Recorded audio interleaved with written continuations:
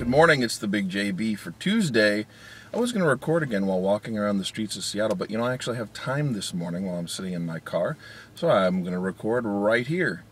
The video that I posted yesterday on Full Throttle, I'm playing it with my son, I said that I felt like adventure games were misrepresented. Ooh, here comes a car pulling up behind me. Ooh, look at the lights on my eyes. Ooh. Maybe I'll just do this. Get it out of my face. I said that I felt like adventure games were misrepresented, and I think that that is not a fair statement to make. I don't think that they've been misrepresented. I think they've been represented very well. I just think that they are the underrepresented, I guess, in recent years. There's a company called Telltale Games who's done some really great stuff that are, that's adventure game based. And for all of us old school gamers, we miss those adventure games, and so they've done a good job of recreating some of those experiences. But I still feel like that's missing. So that has got me thinking a lot lately. My son, I let my son start playing Quest for Glory, the original Quest for Glory VGA remake, not the really terrible 16 color version. Although for what it was decent. I think the VGA remake is better. Oh, there's the yawn. So he started playing it last night, and I let him play while I watched, and it was kind of cool to see him enjoy the game.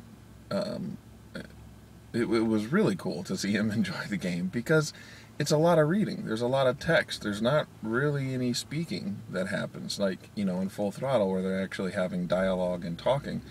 This is, you're asking questions and you're having to read what's on the screen, and the description is good enough that he laughed at a lot of parts and thought that it was interesting. So it's really cool to watch him experience those things that I also loved. So I'm interested to see how it goes for the rest of the game. I think that he will have a great experience, but I think that I am anticipating that he will get tired of the reading piece. I noticed it a little bit last night already.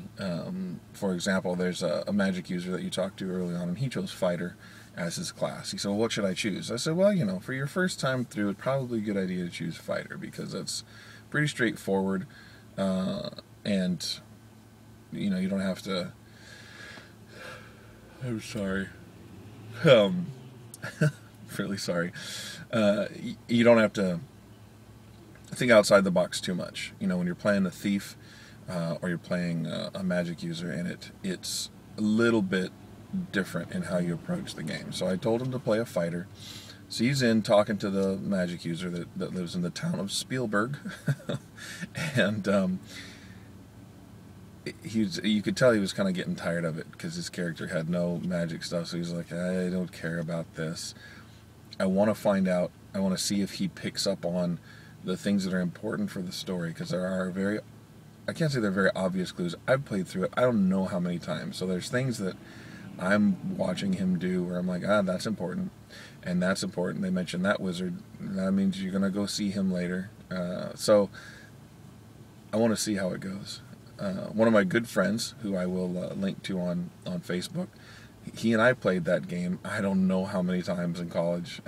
We'd go to his room and just spend, all night playing the game and seeing, the different ways that we could not game the system, but we would try to, different combos and playing a thief with magic abilities and all that other stuff.